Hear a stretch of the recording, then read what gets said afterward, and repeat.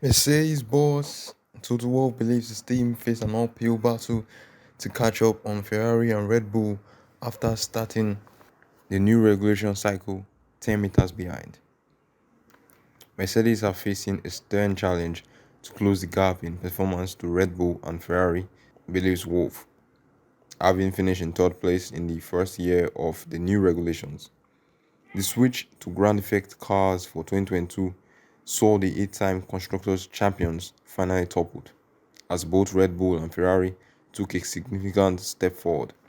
While Mercedes clinched a race victory with a 1-2 in Brazil at the penultimate round, Red Bull still appeared the team to beat as Max Verstappen claimed the win in Abu Dhabi, his 15th of a record-breaking year.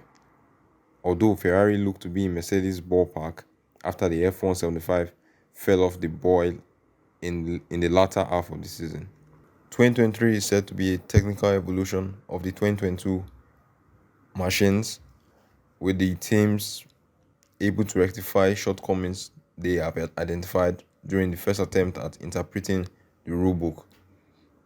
The W13 struggled with an aerodynamic effect called porpoising early in 2022, meaning Mercedes had to concentrate on fixing that rather than adding development to their car. The porpoising effect exacerbated by the zero side pod concept. Having finally finished off a season in which Mercedes never looked like contenders for a title, Wolff was asked whether or not he feels any fear of having overlooked a development idea which his team's rivals may have identified from having an initial performance advantage. I think that I have no such feeling in Formula One as fear because it's too big of an emotion. It's still sport we are doing, he told media.